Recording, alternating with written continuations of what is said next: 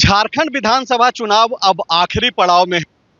इस वक्त जब मैं वीडियो शूट कर रहा हूं, इसके ठीक 3 दिन बाद जो है प्रचार प्रसार समाप्त हो जाएगा। दूसरे चरण में 38 सीटों पे मतदान होना है। इस वक्त जो है हम लोग जामा में हैं और संथाल में द फॉलो अप की टीम जो है चारों ओर घूम रही है। हमारे साथ विष्णु नारायण हैं, द फॉलो अप के सहयोगी। लगातार आप फॉलो अप के पेज पे जो है स्टोरी देख पा रहे हो। विष्णु अलग अलग इलाकों में, खासकर के सभी जिलों में घूम चुके हैं। और अगर आप दूसरे फेज में क्या कुछ चल रहा है यह समझना चाहते हैं तो यह काफी आपके लिए महत्वपूर्ण है। जामा के हम लोग इस वक्त जो है देख लीजिए, आपको यहाँ पे बोर्ड दिखाई दे रहा होगा, जहाँ पे इसके ठीक सामने जामताड़ा की ओर यह रास्ता जाती है। और ये पाला जोरी 22 किलोमीटर है, जामताड़ा 70 किलोमीटर है। लेकिन परिणाम 23 तारीख को आना है और पॉलिटिकल लोगों का जो सफ़र है वो काफ़ी लंबा है और बेचैन करने वाला है। विष्णु भाई, आप क्या कुछ देख पा रहे हैं, खास करके पूरे संथाल पे अगर हम लोग बातचीत करें तो जो राजनीति है वो क्या संकेत? संजय भाई, जो चीजें दिखाई पड़ रही हैं, पहले तो ये जगह क्यों महत्वपूर्ण है, इस जगह को हम लोगों ने बात करने के लिए क्यों चुना, ये समझने की जरूरत है। ये जामा का तिराहा चौराहा ब्लॉक है, बहुत महत्वपूर्ण विधानसभा है क्योंकि यहाँ से लुइस मरांडी चुनाव लड़ रही हैं। लुइस मरांडी के राजनीतिक सफर को जानने वाले जानते हैं कि किस तरीके से वो लंबे समय तक भाजपा के साथ नहीं, इस बीच जेएमएम के साथ चली आई। और अभी बस उनका रोड शो जो यहाँ से शुरू होने वाला है, पप्पू यादव, जो कि पिछले जब से विधानसभा के चुनाव की सरगर्मी शुरू हुई है, फर्स्ट फेज में आपने देखा होगा कांग्रेस के या जेएमएम के या जो इंडिया अलायंस है उसके तमाम उम्मीदवारों के पक्ष में वो चुनाव प्रचार कर रहे हैं। अभी यहाँ से रोड शो करेंगे और कैराबनी चौक जा रहे हैं वो, और कैराबनी चौक से होते हुए वो जामताड़ा की ओर बढ़ेंगे। मतलब जामताड़ा भी विधानसभा बहुत चर्चित सीट है, संथाल परगना की नहीं, पूरे झारखंड के भीतर, कि वहां से इरफान अंसारी चुनाव लड़ रही हैं और सोरेन फैमिली की सीता सोरेन चुनाव लड़ रही हैं। यहाँ जब हम आपसे बात कर रहे हैं, करीब आधे घंटे के बाद इसी विधानसभा में जामा में हिमंता बिस्वा शर्मा होंगे। तो हिमंता बिस्वा शर्मा एक सभा को संबोधित करेंगे और कल उनको हमने राजमहल में सुना।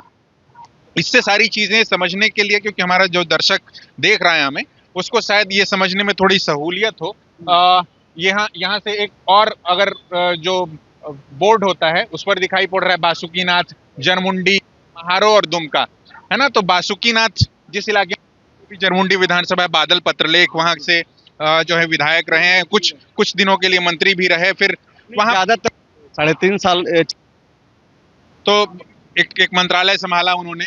महागामा गए थे हम लोग, जो कि कृषि मंत्री अभी उस इलाके की हैं। तो इन सारी जगहों पर सेकेंड फेज में वोट डलने हैं और सबकी नजर सारे नेताओं की, और सारे नेताओं के दौरे जो हैं इस तरफ जो है बढ़ गए हैं। पप्पू यादव आए हुए हैं, हिमंता बिस्वा शर्मा आ रहे हैं, अभी थोड़ी देर बाद वो आएंगे।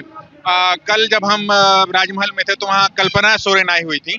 तो इस तरीके से ये समझने की जरूरत है कि अब हो क्या रहा है झारखंड के चुनाव में। एक जो फर्स्ट फेज की बात दूसरे फेज की ओर यदि बढ़ रहा है तो फर्स्ट फेज में क्या हुआ और क्या होता हुआ दिखाई पड़ रहा है, और सेकेंड फेज में क्या होता हुआ दिखाई पड़ रहा है। क्योंकि पूरा जो खेल है राजनीतिक को जो जानते समझते हैं वो समझते हैं कि समीकरणों का भी खेल है और नैरेटिव बिल्डिंग का भी खेल है। इस इलाके में जब हम आपसे बात कर रहे हैं, हिमंता बिस्वा शर्मा जब आ रहे हैं और उन्होंने राजमहल में जिस तरीके का एक तीखा आक्रामक भाषण दिया, जो कि भारतीय जनता पार्टी का नैरेटिव या पिच है। यहाँ पे एक सवाल है विष्णु, कि पहले फेज में भले ही ये जो घुसपैठ है वो बहुत उस तरीके का नहीं दिखाई पड़ रहा था। आपको क्या लगता है कि सेकेंड फेज में बीजेपी और खास करके हिमंता बिस्वा शर्मा जिस तरीके से आक्रामक हो रहे हैं और तीखे हो रहे हैं, इन इलाकों में ज्यादा उसका प्रभाव? जैसे थोड़ा थोड़ा इलाकों को समझना पड़ेगा। जैसे जब आप दुमका में बात कर रहे हैं, जामा में बात कर रहे हैं या जामताड़ा में बात कर रहे हैं, तो ये नैरेटिव किस तरीके का है। और जब आप राजमहल के इलाके में पाकुड़ और गोड्डा और बरहेट के इलाके में यदि आप बात कर रहे हैं, बरहेट इस लिहाज से भी क्योंकि वहां से खुद सीएम हेमंत सोरेन चुनाव लड़ रहे हैं, उनको हालांकि गमलियाल हेम्ब्रम के माध्यम से या भारतीय जनता पार्टी अपने तरीके से एक नैरेटिव जो बना रही है, उसमें एक प्रधानमंत्री गोड्डा में भी थे और प्रधानमंत्री सारठ में भी थे। सारठ भी इस विधानसभा से सटती हुई विधानसभा है, तो वहां भी एक रहेंगे तो सेफ रहेंगे, या फिर प्रत्यक्ष तौर पर जो भारतीय जनता पार्टी कोशिश कर रही है कि अगर बटेंगे तो कटेंगे, मतलब एक पोलराइजेशन की जो पॉलिटिक्स है, समाज को अपने तरीके से जो हिंदू वोटों को ध्रुवीकृत करने की जो एक पूरी कोशिश है भारतीय जनता पार्टी की, वो अपनी ओर से करने की कोशिश में है। वहीं दूसरी ओर जो दूसरा धड़ा है, जो कि इंडिया अलायंस है, उसकी उम्मीद जो है वो मैया सम्मान पर टिकी है, उसकी उम्मीद जो है केसीसी लोन की माफी पर टिकी है, और उसकी उम्मीद टिकी है इस बात पर कि उसने किस तरीके से बिजली बिल का माफी कराया। साल को देखते हैं तो आप देखते हैं कि यहाँ जो ट्राइबल पॉलिटिक्स है ना, और एक नॉन ट्राइबल पॉलिटिक्स भी है। मतलब कि कई बार हम देखते हैं कि एक तरफ पोलराइजेशन होता है जिस तरीके से भी समाज का, तो एक काउंटर पोलराइजेशन होता है। तो जैसे कल जब हिमंता बिस्वा शर्मा ये कह रहे थे कि आप देखेंगे कि यहाँ जो घुसपैठी आए एक दौर में, पहले का वो पूरा डेटा गिना रहे थे, पूरा कागज पत्तर लेकर के चल रहे हैं वो, और कह रहे कि जो एक घुसपैठिया वर्ग आया है वो एकजुट होकर के जेएमएम के उम्मीदवारों के पक्ष में, कांग्रेस के उम्मीदवारों के पक्ष में वोट करेगा, तो आपको भी बटना नहीं है, बटेंगे तो कटेंगे वाला पूरा नैरेटिव। और कल हम तौर पे अगर देखी जाए तो हिंदू मुस्लिम का जो एक नैरेटिव सेट करते रही है बीजेपी, उसी फॉर्मेट पे यहाँ भी दिखाई पड़ी। एक चीज मैं आपसे समझना चाहूंगा कि ये मुद्दों को आप याद दिला रहे हैं, गिना भी रहे हैं, चाहे वो उधर से घुसपैठ का मसला हो और इधर से कृषि ऋण माफी या फिर बिजली बिल माफी और मैया सम्मान योजना की बात है। क्या आपको अगर पॉलिटिकल चेहरों में अगर आप ढूंढें कि कौन सा वो चेहरा है जिसके नाम पे चुनाव हो रहा है, चाहे एनडीए की तरफ से या इंडिया की तरफ से, कौन लगता है कि वो प्रभावी तरीके से जो है अपील कर पा रहा है? एनडीए की तरफ से कौन अपील कर रहा है जिसके दम लोग इकट्ठे हो रहे हैं, और इंडिया अलायंस की तरफ? एनडीए की ओर से देखेंगे तो चूंकि बहुत बड़े फेसेस हैं उनके पास, और केंद्रीय राजनीति में जो बड़े फेसेस है, चाहे आप अमित शाह को कोट करें या फिर प्रधानमंत्री नरेंद्र मोदी को, जहां वो सभा करते हैं उससे भले ही वो हो सकता है कि भाजपा का समर्थक वर्ग न हो, वो उनको वोट भी न करे शायद, मगर वो भी प्रधानमंत्री का जो एक ऑरा है, प्रधानमंत्री के पद का जो आकर्षण है, उसको देखने सुनने के लिए उस सभा स्थल तक पहुंच जाता है। हमने गोड्डा में सभा देखी, हमारे साथी सहयोगी जो हैं उन्होंने सारठ में सभा देखी, तो वहां हमने कई ऐसे लोगों को देखा, उनसे बातचीत भी की ऑन कैमरा, कि जब हम उनसे ठहर करके बात करने के तो बोले कि हम तो कहीं और वोट करते हैं, मगर प्रधानमंत्री को देखने सुनने आए हैं। बच्चियां स्कूलों की अपने तरीके से प्रधानमंत्री को देखना सुनना चाहती थी, तो पूरा स्कूल ही उठ करके चला आया है। तो इस तरीके का आकर्षण जो है वो अभी जिस तरीके से एक पद और प्रतिष्ठा के साथ जुड़ता है, तो प्रधानमंत्री के साथ वो जुड़ा हुआ है इस वक्त। और दूसरी ओर जो है आप देखेंगे इस इलाके में कि कल्पना सोरेन जिस तरीके से इस बीच स्टार प्रचारक की भूमिका में आई हैं, जिस मुखरता से वो हमला बोल रही हैं, खासतौर से एनडीए अलायंस पर, भारतीय जनता पार्टी के पूरे नैरेटिव पर।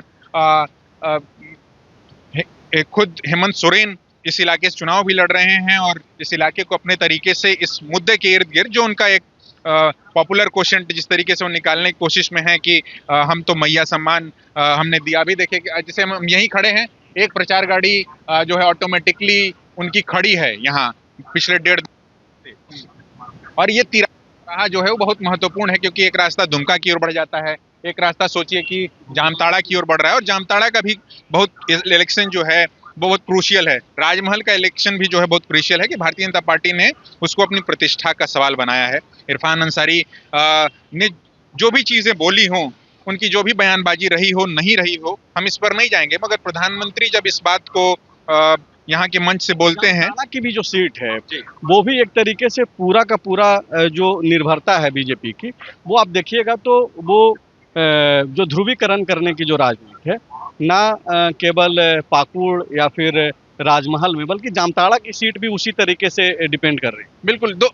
आमतौर पे हम देखते हैं ना कि जब ऐन चुनाव के वक्त पर मुद्दे गौण हो जाते हैं, उससे पहले रोजगार धंधे का या और तरह तरह का विमर्श होगा, मगर ऐन चुनाव के वक्त जब वोटिंग में, तो हम पत्रकार भी ये पूछने के लिए कई बार जो है मजबूर हो जाते हैं कि कौन इस सीट पर कौन किस में लड़ाई है। हम भी वही पूछते रह जाते हैं, मुद्दों पर पूछते भी हैं तो वो बोलता है कि हमको कोई बहुत लेना देना नहीं, यहाँ तो दुइयों में लड़ाई है, क्योंकि यहाँ जब तो मुद्दों पे वोट ही नहीं हो पा रहा है ना। पिछले 70-75 साल से तो मुद्दों पे अगर वोट होता तो फिर नेताओं के चेहरे पे भीतर तो 2 ही पोल्स दिखाई पड़ते हैं। बिहार के तरीके का, मैं बिहार से ताल्लुक रखता हूँ, तो वहां तो एक और कोण दिखाई पड़ता है कई एक बार, जैसे कि एक जगह जहां नीतीश रहेंगे बीजेपी के साथ या नीतीश रहेंगे आरजेडी के साथ, एक है यहाँ कांग्रेस है, यहाँ आजसू है, मगर वो भी कहीं ना कहीं जो एक अलायंस के साथ हैं, तो वहीं उनकी जो भी चीजें दिखाई यहाँ तो कांग्रेस की निर्भरता जेएमएम पे टिकी हुई है काफी हद तक। और आजसू की निर्भरता बीजेपी पे है, तो एकदम स्पष्ट है कि जेएमएम और बीजेपी आमने सामने की कई लड़ाई। बार ये हमें भी दिखाई पड़ता है, हमने ये सवाल हर जगह पूछा भी,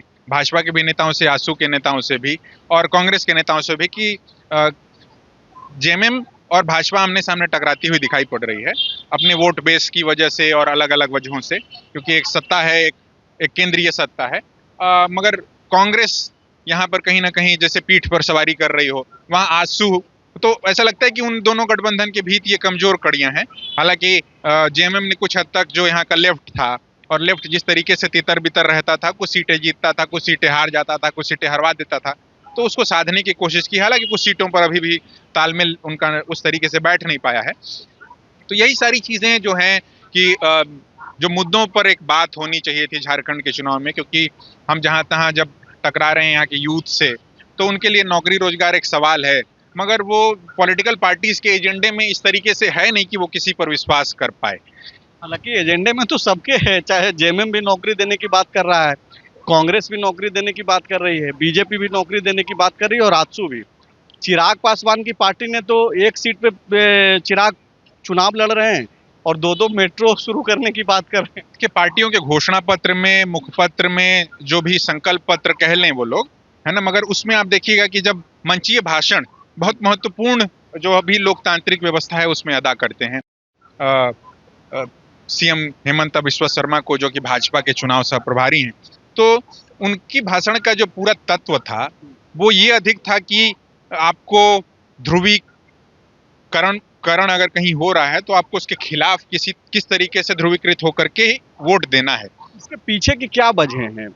नेता चूंकि समाज को बहुत बारीकी से देखते समझते हैं हमसे आपसे ज्यादा, तो वो क्या ये चीज महसूस कर पा रहे हैं कि नौकरी का जो मुद्दा है वो उतना प्रभावी नहीं है जितना ध्रुवीकरण की बातचीत की जाए?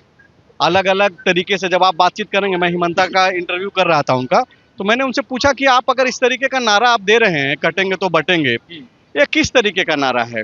समाज के लिए तो ठीक नहीं है। तो उन्होंने बकायदा इसका एक उदाहरण पेश किया और वो बोल रहे हैं कि भाई राहुल गांधी बांट रहे हैं जातियों में, इसलिए वो बोल रहे हैं कि बंटना नहीं है और इसलिए यह नारा है, इसलिए प्रधानमंत्री बोल रहे हैं कि एक हैं तो सेफ है, यूनाइट रहना है।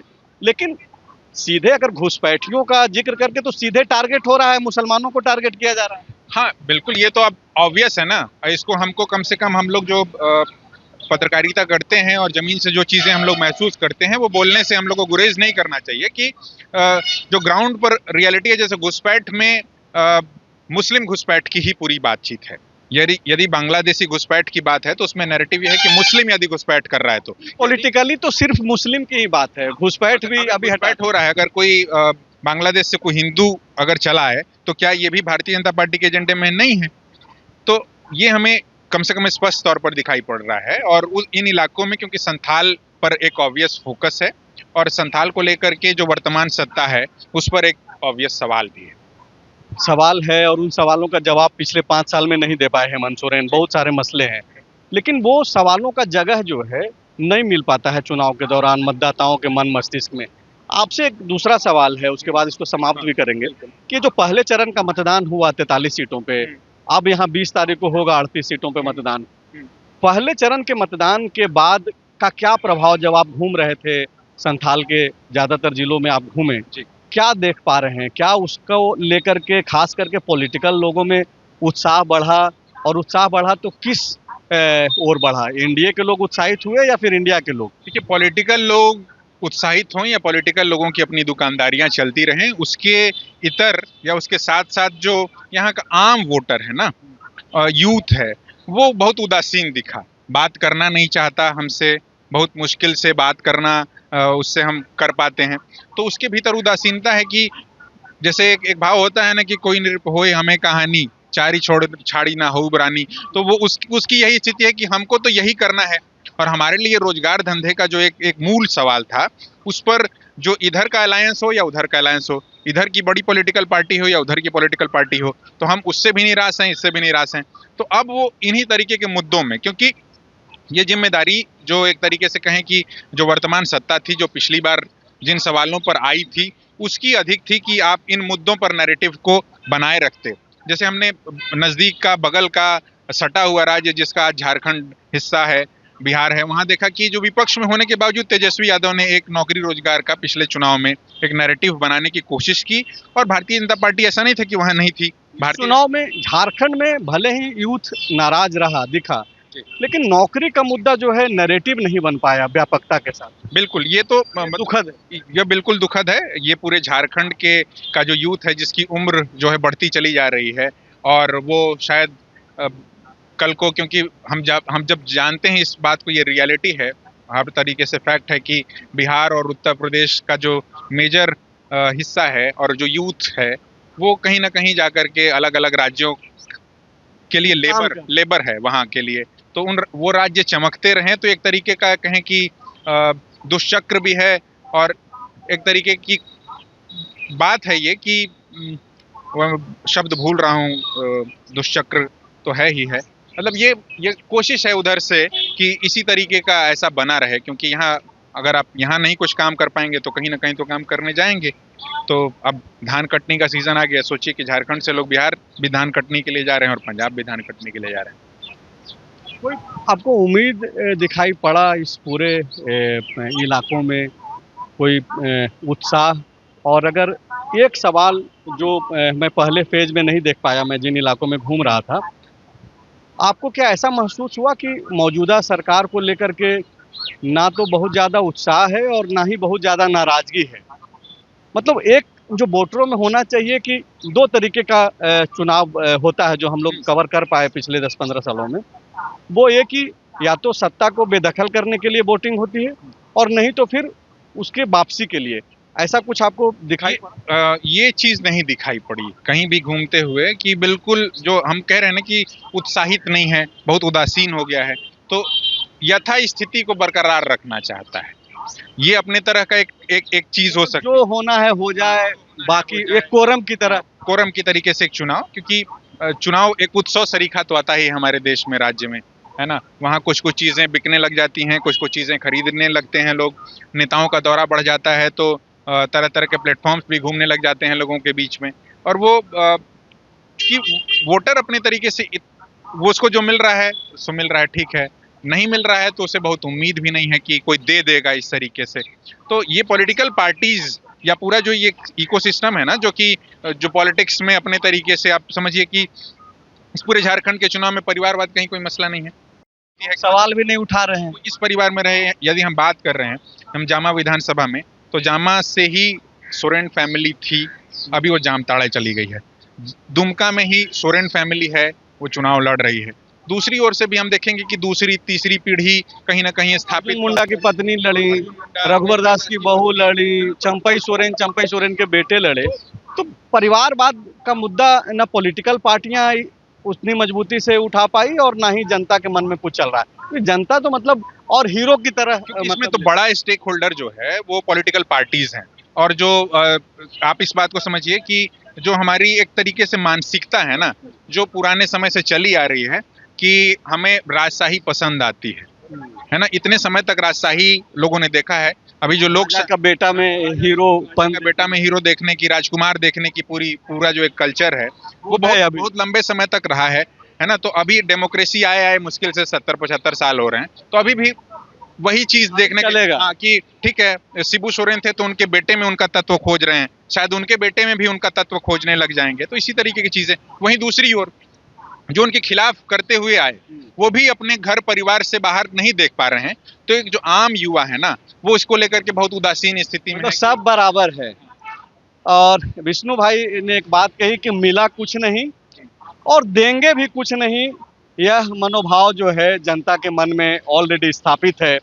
तब जबकि सारी पॉलिटिकल पार्टियां देने का ही वायदा कर रही है, हर एक के घोषणा पत्र में नाम जरूर अलग अलग है, लेकिन बातचीत है कि हम जब आएंगे तो आपको ये मिलेगा, आपको फलाना मिलेगा, तो ढिमकाना मिलेगा।